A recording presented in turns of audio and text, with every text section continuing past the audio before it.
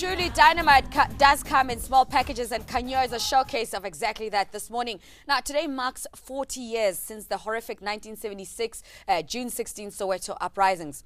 Now, the protest was organized by youth school students against I beg your pardon, the introduction of Bantu education that was part of the apartheid government. 40 years down the line, young people in this country are still facing some challenges, including access to higher education and job opportunities, to name a few. Well, of course, now this morning, as we reflect and commemorate the 16th of June, we're joined in studio by learner Caitlin Chetty from Gibson Pillay, as well as Mr. Pillay, who is the principal of the Learning Academy. And we also have in studio the woman herself. You've seen her and we've spoken about her. We've got Sarafina in studio. I don't even know if I should call you Leleti Khumalo. For the purpose of this exercise, we shall call you just Sarafina. Yes. It's just that I don't know where your school uniform is, but we'll call you Sarafina for this instant. Obviously, speaking about all things youth-related, how is it that we can best commemorate such a day? Now, remember, you can be part of our discussion. Give us a call, 011 447 1742 or 2570. And remember, we're also available on our Facebook as well as on our Twitter accounts. Engage with us this morning. And of course, as we kick off our conversation, Caitlin, unfortunately, we're going to start with you because this day is really about you and your generation. How old are you this year? I turned 17. You turned 17. Yeah. So we're going to take it back to 40 years ago, where 17-year-olds, 15-year-olds, 16-year-olds, they took a stand against the government of the day. And then we want to understand what you and your generation, sort of like when you reflect and you see what's happening in our country right now, how are you feeling? You've seen schools being burned. You've seen university students, going on strike, also asking for fees to fall. You've seen the challenges of like drug abuse in our communities, and that's happening across the nation, from villages, to suburbs, to townships. It's a reality of being a young person today. How are you feeling like as a young person? Well, disappointed. I assume, yes, it's legitimate protests. People want to protest, but I think we take for granted what happened in 1976. People like ourselves went through so much, and nobody realizes the struggle. We discussed earlier, my principal and I, how unless you were there, or unless you were a family of one of the victims, I don't think you appreciate what you came through. I know being taught maths in English, which is my home language, is a struggle because, it's difficult to get that A. But to be imposed in Afrikaans, I mean, English wasn't even their home languages. And to be taught maths and physical science in Afrikaans, that alone was amazing. And obviously, they would have to fight for it because you can't just impose something on a person and then, people accept things too lightly these days. Yeah. And the Afrikaans thing in 1976 was really, doing Afrikaans as a subject today is difficult. So to be taught another subject in the language, I can only imagine what they went through. All right. Today we have an opportunity to sort of like let art also take us through that. And we have Mr. Pillay, who was a university student as well at the time. So there can be a connection, Faith? Most definitely. And I mean, Mr. Pillay, we've been listening to one of the learners really speaking about how the imposing of institutions. But I'm going to ask you a question in terms of just looking at where we are as a country right now. Do you think that across all colors and creeds, we are actually embracing the significance of the day? And how do we move away from it? And many a times we say this, certain holidays in this country on our calendar being dubbed as a black holiday, that it's just a black holiday or it's just a non-white holiday. How do we start embracing all colors and creeds to understand the significance of this day? We as South Africans must accept that we're in a unified, democratic country that belongs to every individual and citizen of South Africa. And as South Africans, we must be proud South Africans. And we must celebrate as a nation. The sacrifices of the 1976 was testament to the fact that we have a democratic government in place. We have our freedom with challenges, and all we need to do is embrace it and work towards a better South Africa. But all of us in South Africa are part of this beautiful nation. We are gifted and we must be proud. but we must not forget our past. We must not forget our past. Well, we're so grateful that, you know, the creative arts is able to remind us every now and again. There was a play, there was, you know, it's a Tony award-winning play, Sarafina. It was on Broadway, and they turned that into a movie. And this is 25 years or so ago.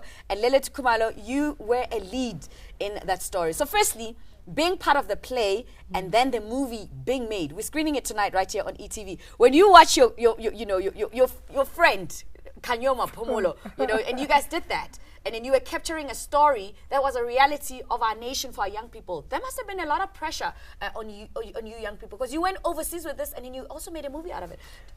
You know, I must say first, you guys rock. Oh, thank you. For bringing Sarafina here. Thank you. Know, you. You rock. It was a huge pleasure, you know.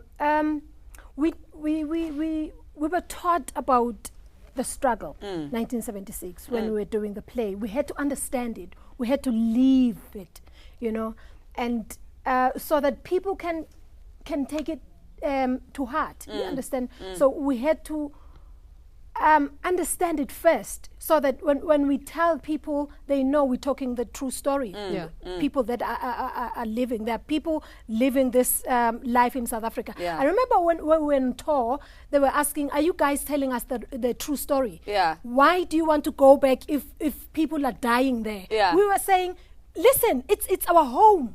We have to go back home. You know, if there are challenges at home, you don't have to run away. You have to go back and try and fix it.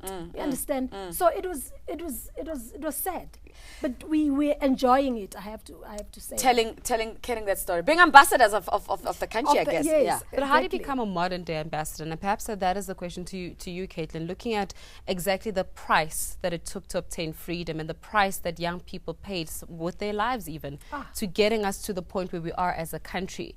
How then do we start becoming true ambassadors of a democratic country as a young person? Or are we just asking too much of you too soon? No. I'm going to bring this back, like way back to the Black consciousness movement itself. Steve Biko, I might quote him incorrectly, but Steve Biko said something to the sense of, the most powerful weapon in the hands of the oppressor are the minds of the oppressed. Yes. You quoted him correctly, by the way. Oh, thank you. There we go. I tried.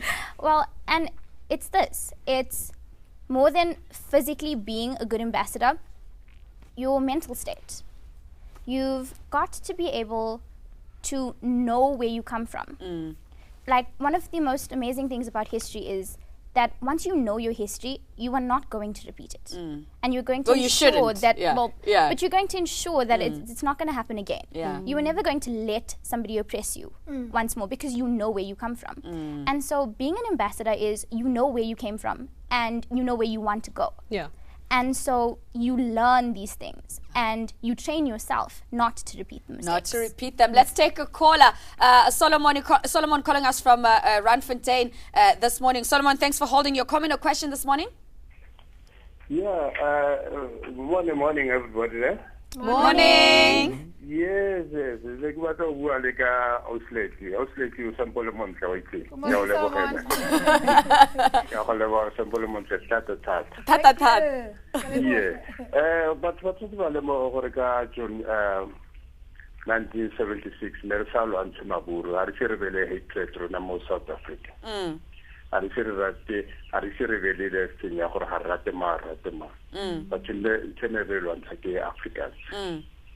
So, in Singapore, Pelagoria, really, Harelo Hopolo Jaga Kilera, and the Maburo, the Hopola Meha gets on the Peterson, but Bakuela to Colo in other ways, and Bakuela for the language Africans. Isabella language Harma African. Such a little collection, the Copa youth, South Africa. It's a little you celebrate the it's a Sunday of Poliagawa to Bakimba, to Halafati, Kajara. Okay. All right. By choice in the future moment of Nabone, about the daily, Asanale Enga, Felababel Levato. Okay. Thank you. Okay, so Leti, you're still the person. Okay, so he's basically saying that Leleti is beautiful, first of all. Wow. And he says what we need to remember is that this day, you know, back in 1976, was not a fight about blacks fighting, whites. It wasn't about fighting the Afrikaner, the Boers. It was really about fighting about the language of Afrikaans. And what I like is that he came on and he called and he spoke in his language. You know what I mean? He spoke in his language. And he was saying the most important thing is for us to walk in love and to work together, to be unified as a country. And that's really the whole point of it. That's the whole point of it. Yeah, So but that's it's a what very he's talking about. interesting medium that you speak about, how we're able to embrace all languages and all cultures. And this is a debate that's been going on. Your generation now is facing this current debate about what medium to be taught in schools. And looking at it, and obviously as a principal of a school, as an educator, what are your views with regards to that? Because a lot of times these are the debates that we have in the media. We'll publish something, but we don't necessarily know, as a teacher, would you prefer that children actually learn in their languages where they were brought up, where they can better understand? I think language is a very sensitive aspect. Yeah. The medium, in my opinion, if it's English, it's fine, but more languages you have, the better equipped you are.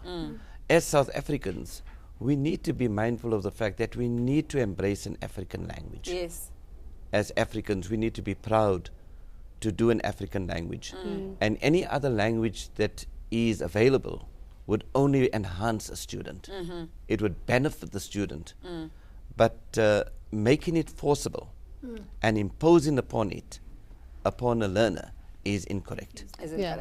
Okay. There has to be a choice, and the choice has to be voluntary. Leleti, I see you noting there your thoughts on that and how you think, I mean, the movie was in English, but it captured through the music, because it was a musical ultimately, it captured the essence and the energy of the community in the different languages. You know, we've got 11 official languages here in South Africa. We are so fortunate. Again, what is he saying is, if that is being forced on you, it defeats the purpose. You're not going to enjoy it. You have to do it voluntarily. But there's a quarter that feels that, we can't only just focus on how Afrikaans was or when I see it as an oppressive language. The African people do everything in their power to maintain their language. What are we doing in our homes to maintain our home languages and a sense of culture? Whether we're Indian, whether we consider ourselves Khoi or Colored or Pedi or Shangan, why are we abdicating our responsibility to say away with Africans because they've maintained their languages? What are we doing about our languages? But perhaps it's also an issue around colonialism and the colonial mind. And remember, the whole issue, what you were speaking about, is that what is the biggest weapon in the hands of the oppressor? Is the mind of the oppressed. So when you get to a point when you start oppressing people to a state where they don't even believe that their Africanism is good enough. So in other words, in order for me to be considered of a higher status, of a high economic status, I need to show myself as being eloquent in English. I need to be completely articulate. I need to have those enunciations to get my words right, because that will mean I belong to a certain social standing. When we want to Linda, I think it has to start ekhaya. Yeah. You understand? When you're bringing your children, yeah, you really have to know what is right for your children. We are bringing our children. They speak isiZulu even now. Endlini, exactly. Yeah.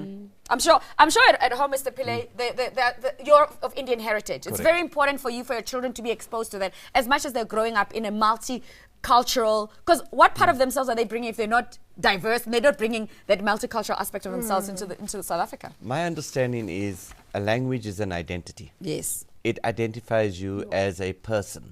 Yeah. And it's very important if you belong to a community, if, for example, you're in Natal, and if you do not know isiZulu, you basically are not a benefit to that community. Your communication within the context of the community is lost. So yes, it is important. And therefore, for every area where the language is prominent, that language must be given an equal opportunity and exercise within the context of that community. Well, there's so much to talk about. They say music is a universal language. As young people, that's a language that you understand. Have you gotten a chance to watch Sarafina?